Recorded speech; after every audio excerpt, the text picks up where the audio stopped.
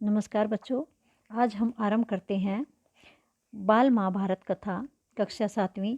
पाठ है हमारा 15 चौसर का खेल व द्रौपदी की व्यथा।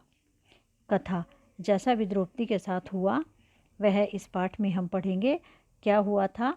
क्योंकि दुर्योधन और धृतराष्ट्र आदि ने युधिष्ठिर को चौसर के खेल के लिए बुला लिया था और वहाँ पर द्रौपदी को भी दांव पर लगा दिया था जुए के खेल में। तो यहाँ पर द्रौपदी की कथा देखिए क्या है। धृतराष्ट्र की बात मानकर विदुर पांडवों के पास आए। युधिष्ठिर ने उनका यथोचित स्वागत सत्कार किया। विदुर ने उनको बताया कि हस्तिनापुर में खेल के लिए एक सभा मंडप बनाया गया है। तुम सब भाइयों सहित वहां आओ, उस मंडप को देखो और 2 हाथ चौसर भी खेल जाओ। युधिष्ठिर ने विदुर से कहा कि चौसर के खेल से आपसी मनमुटाव बढ़ते हैं। यानी कि युधिष्ठिर ने भी विदुर को मना किया कि चौसर का खेल सही नहीं है, इसमें लड़ाई झगड़े होते हैं, समझदार लोग इसे पसंद नहीं करते। विदुर ने कहा कि मैंने महाराज को यही कहा था, परंतु वे नहीं माने। अब आप की इच्छा, जैसा आप ठीक समझे वैसा ही करें। राजवंशों की रीति के अनुसार किसी को भी खेल के लिए बुलावा मिल जाने पर उसे अस्वीकार नहीं किया जा सकता था। कोई भी राजा होता है, यदि उसके पास कोई खेल के लिए बुलावा भेज दे तो वह उसको मना नहीं कर सकता है। इसके अलावा युधिष्ठिर को डर था कि कहीं खेल में न जाने को ही धृतराष्ट्र अपना अपमान न समझ ले और यही बात लड़ाई का कारण न बन जाए। युधिष्ठिर को यह भी डर लग रहा था कि यदि वे खेल में न गए तो धृतराष्ट्र कभी इस बात को अपना अपमान न समझ ले और लड़ाई हो जाए।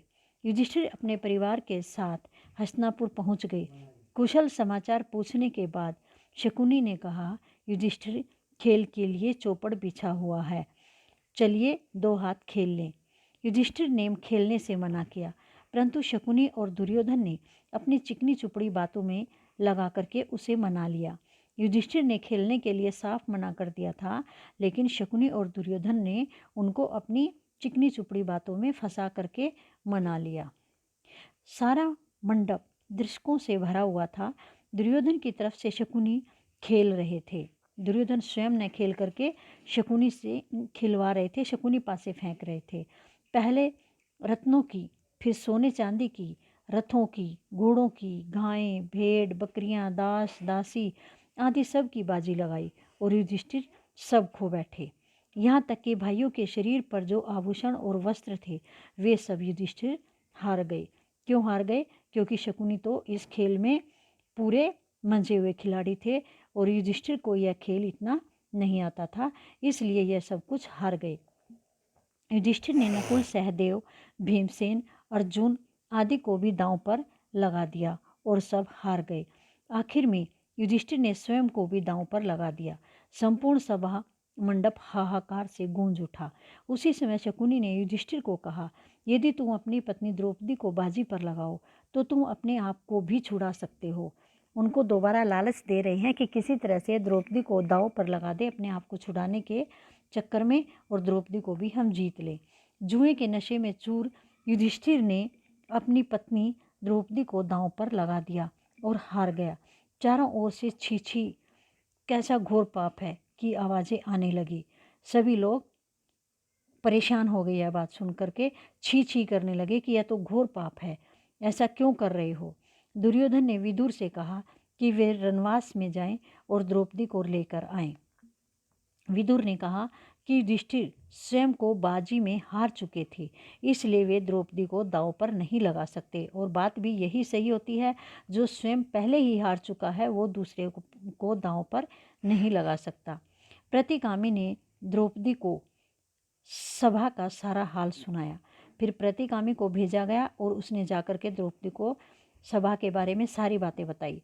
वह प्रतिगामी से बोली, रथवान, जाकर उन हारने वाले जुए के खिलाड़ी से पूछो कि पहले वह अपने आप को हारे थे या मुझे। सारी सभा में यह प्रश्न उनसे करना और जो उत्तर मिले उसे आकर मुझे बताना, उसके बाद मुझे ले जाना। प्रतिगामी सभा से होकर वापस रणवास में आया और बोला, दुर्योधन की आज्ञा है कि आप सभा में आकर स्वयं ही युधिष्ठिर से यह प्रश्न कर ले। प्रतिकामी ने दोबारा जाकर के द्रौपदी को कहा कि दुर्योधन ने कहा है कि मुझसे यह प्रश्न न करके युधिष्ठिर से ही स्वयं आकर यह प्रश्न कर ले। द्रौपदी ने सभा में आने से मना कर दिया। प्रतिकामी ने वापस सभा में आकर कहा कि द्रौपदी नहीं आना चाहती। दुर्योधन ने दुशासन को कहा कि वह द्रौपदी को लेकर आए। दुशासन रणवास में गया और बालों से घसीटता हुआ द्रौपदी को सभा में ले आया। द्रौपदी की स्थिति को देखकर धृतराष्ट्र के बेटे विकर्ण से नहीं रहा गया। उसने कहा कि युधिष्ठिर को शकुनी ने ही द्रौपदी को दांव पर लगाने के लिए उकसाया था। धृतराष्ट्र के पुत्रों में से एक विकर्ण भी ऐसा था जिसके हृदय में दया थी और उसने कहा कि शकुनी ने ही युधिष्ठिर को द्रौपदी को दांव पर लगाने के लिए उकसाया था। युधिष्ठिर को इसी ने ही जाल में फंसाया है। किसने? शकुनी ने। विकर्ण को इस तरह बोलते देखकर कर्ण ने उसे चुप रहने को कहा। कर्ण कौन था? दुर्योधन का मित्र। इधर दुशासन द्रौपदी के पास गया और उसके वस्त्र पकड़कर खींचने लगा। जो जो वह खींचता गया त्यों त्यों वस्त्र भी बढ़ता गया। अंत में वह थककर चूर हो गया। इतने में ही भीमसेन उठा। उसने वहाँ प्रतिज्ञा की कि जब तक भारत वंश पर बट्टा लगाने वाले इस दुरात्मा दुशासन की छाती चीर न लूँगा तब तक मैं इस संसार को छोड़कर नहीं जाऊँगा। जब दुशासन द्रौपदी का चीर उतार रहा था और थक कर गिर गया तो भीम को बहुत ही गुस्सा आ रहा था और उसने गुस्से में ही यह प्रतिज्ञा की कि जब तक भारत वंश पर बट्टा लगने वाले इस दुशासन की मैं छाती को नहीं चीर लूँगा तब तक मैं इस संसार को छोड़कर नहीं जाऊँगा। इस प्रतिज्ञा को सुनकर उपस्थित लोगों के हृदय भय के मारे थर्रा उठे, यानी सब डर गए कि यह तो ऐसा काम होगा ही। यह सब देखकर धृतराष्ट्र को लगा कि यह सब ठीक नहीं हुआ। फिर तो धृतराष्ट्र को भी डर लगा। उन्होंने परिस्थिति को संभालने के इरादे से द्रौपदी को बड़े प्रेम से अपने पास बुलाया और शांत किया और युधिष्ठिर को उसका राज्य और संपत्ति आदि देकर उसे इंद्रप्रस्थ जाने को कहा। धृतराष्ट्र की मीठी बातों को सुनकर पांडवों के दिल शांत हो गए और इंद्रप्रस्थ के लिए विदा हो गए। धृतराष्ट्र ने डर करके मीठी बातों में बहला करके उनको शांत करके इंद्रप्रस्थ के लिए विदा किया। पांडवों को इस तरह आज़ादी से जाता देख दुर्योधन बौखला उठा और कुछ समय पश्चात फिर से पांडवों को बुलाने के लिए अपने पिता को कहते हैं। धृतराष्ट्र ने फिर से युधिष्ठिर को चौसर खेलने के लिए बुलाया। युधिष्ठिर फिर से हस्तिनापुर चौसर खेलने आ गए।